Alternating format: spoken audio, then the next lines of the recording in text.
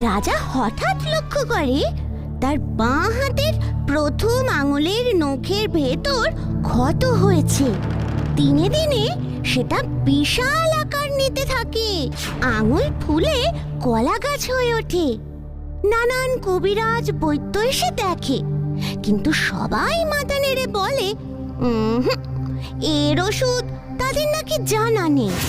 দিন রাত সেবা করেও কইকেই রাজার কষ্ট কমাতে পারল না। সবাই চিন্তিত হয়ে পড়েছে, কেউ রাজার নখের ক্ষত সারাতেই পারছে না, আর রাজা ব্যথায় ভীষণ কষ্ট পাচ্ছে। হঠাৎ একদিন হলো কি,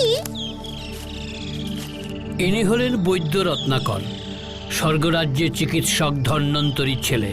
মহারাজের কষ্ট শুনে দেখতে এসেছেন। আসুন বৈদ্য রত্নাকর, আপনাকে পেয়ে আমরা ধন্য। আসুন।